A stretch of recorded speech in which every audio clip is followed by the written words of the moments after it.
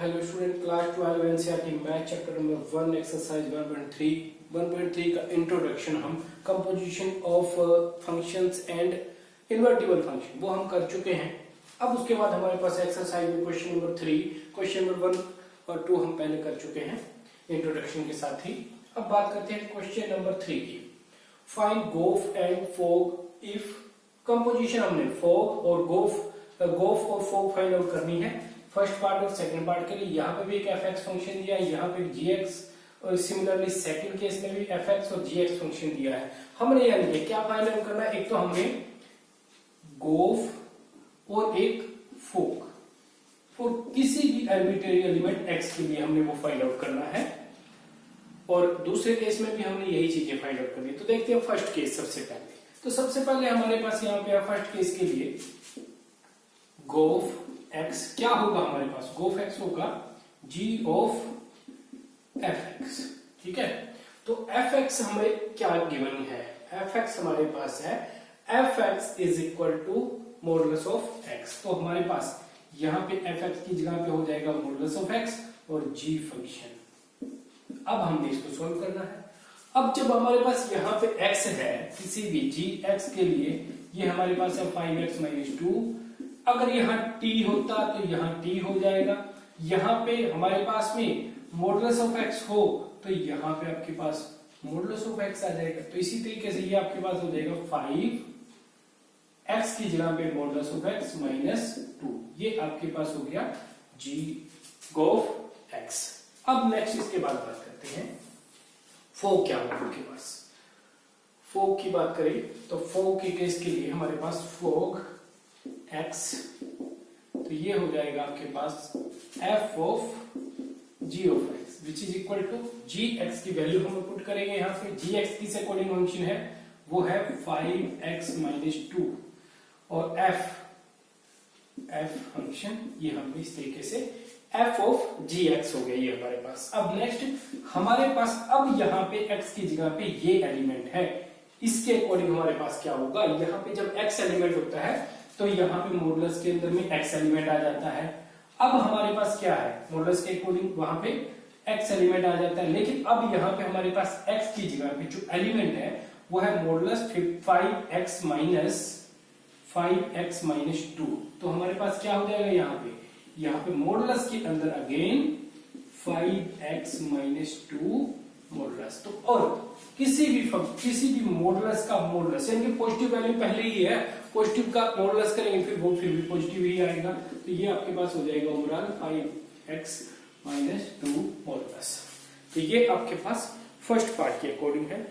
अब बात करते हैं नेक्स्ट पार्ट, सेकंड पार्ट के अकॉर्डिंग बात करें तो सेकंड पार्ट का ये सॉल्यूशन था आपके पास पार्ट फर्स्ट ना सॉल्यूशन पार्ट 2। ये सेकंड पार्ट की बात करते हैं। यहाँ पे आपके पास है f(x) 8x³।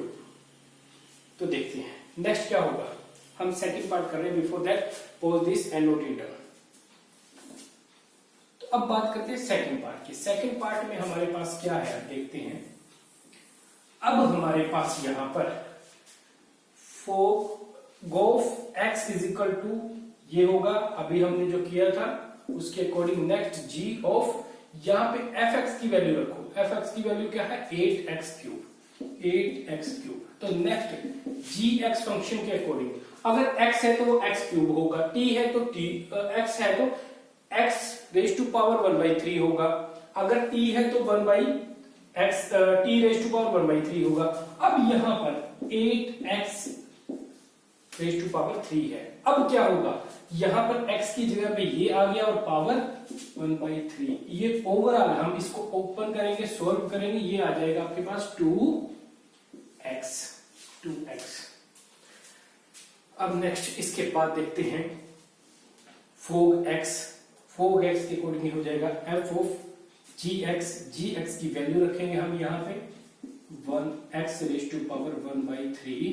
ये वाली जो वैल्यू थी वो हमने पुट कर दी।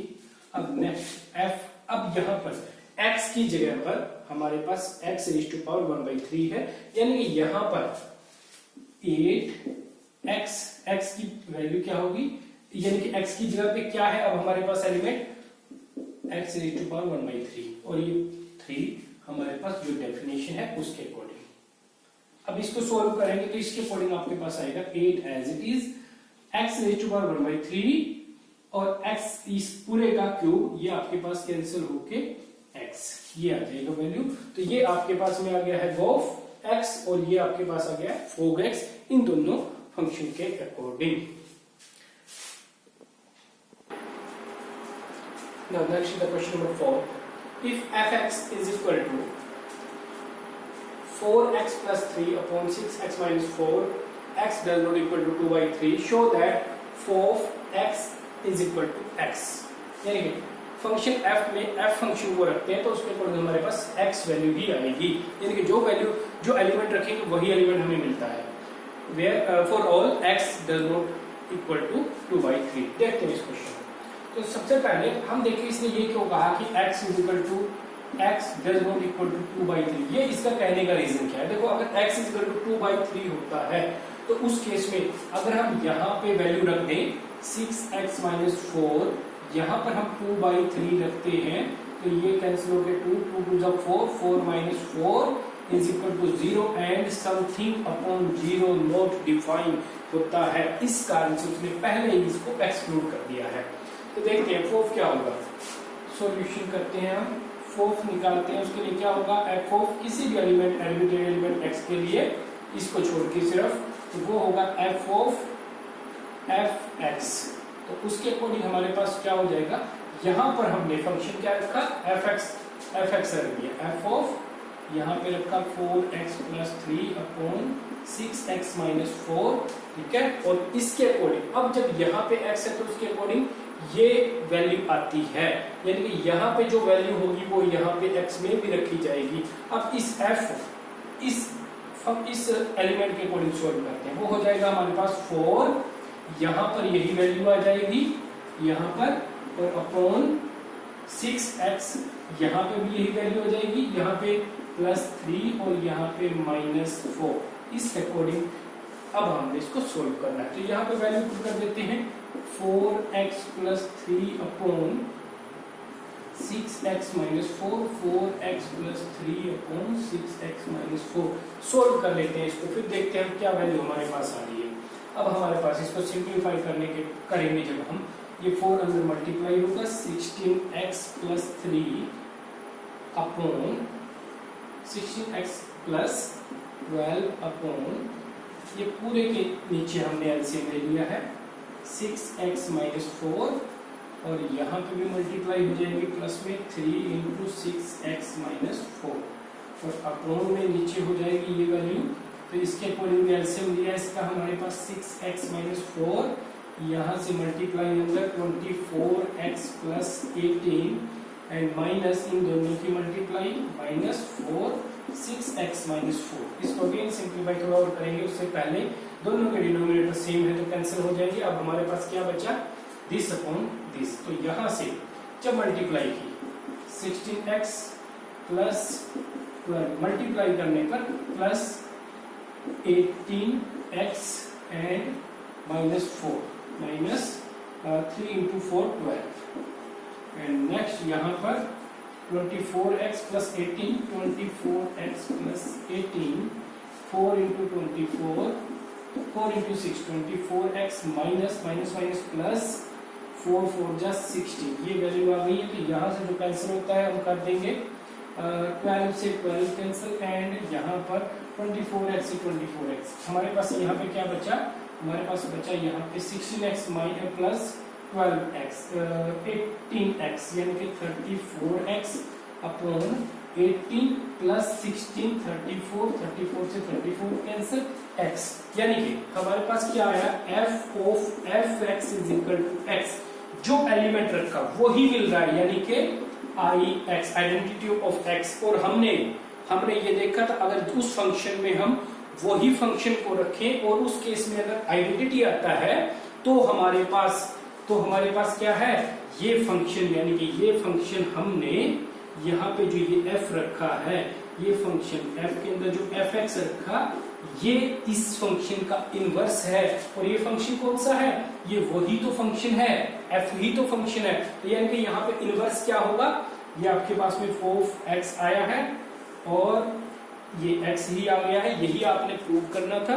और यहां से आपके पास इनवर्स क्या आया, क्योंकि इसी फंक्शन में f ही रखने पर कंपोजिशन निकाल रहे थे, आपके पास ix आ रहा है, तो इस केस में आपके पास f is inverse of itself, ये अपने आप का ही इनवर्स भी है। नेक्स्ट बात करते हैं क्वेश्चन नंबर 5 की। State with reason whether following function have inverse. अगर जो फंक्शन इनवर्स है जिस फंक्शन का, किस रीजन से उसका इनवर्स है, तो देखते हैं। फर्स्ट में कह रहा है f 1 2 3 4 to 10 इस सेट से, इस सेट पर ये फंक्शन है विद किस तरीके से है, 1 10 2 10 3 10 एंड 4 10। सबसे पहले हम एक बार फिर याद करते हैं हमने इनवर्स में क्या रीड किया था। कोई भी फंक्शन हमारे पास इनवर्स कब होगा, अगर वो हमारे पास 1 1 है और ऑन 2 है, तब हमारे पास उसका इनवर्स एग्जिस्ट करता है। तो सबसे पहले हम देखिए अभी यहाँ पे, अगर 1 1 होगा और ऑन 2 होगा तो हमारे पास इनवर्स एग्जिस्ट करता है। इस फंक्शन की आप कंपोजिशन देखो, 1 10 के साथ, 1 की इमेज 10 है, 2 की इमेज भी 10 है, 3 की इमेज भी 10, 4 की इमेज भी 10, यानी कि ये फंक्शन यहां से क्या है, ये फंक्शन यहां से मैनी वन है, ये फंक्शन मैनी वन है, तो इसका इनवर्स एग्जिस्ट नहीं करेगा। Inverse does not exist, inverse does not exist, inverse exist नहीं कर सकेगा। नेक्स्ट बात करते हैं जी, 5 6 7 8 1 2 3 4। तो यहां से इमेज कैसे बनी, 5 4 के साथ, 6 3 के साथ, 7 4 के साथ, 8 2 के साथ। तो यहां से जो फंक्शन हमारे पास बना, उस फंक्शन में हमारे पास उस फंक्शन की कंपोजिशन, उस फंक्शन के अंदर रिप्रेजेंटेशन में हम बात करें तो हमारे पास जो 4 है वो 5 की इमेज भी है और 4 ही हमारे पास 7 की इमेज भी है। तो ये क्या है, यहां से ये भी एक मैनी वन फंक्शन बन रहा है। तो यहां से भी ये नहीं हो सकता, तो ये भी एक क्या है, मैनी वन फंक्शन बन रहा है। तो इस केस में भी inverse does not exist, inverse exist नहीं करेगा। बात करते हैं लास्ट केस की, 2 3 4 5 7 9 11 13। ये सेट्स आपके पास है, एक ये सेट है, इससे इस सेट पर हमारे पास ये एक एच रिलेशन है। किस तरीके से, 2 7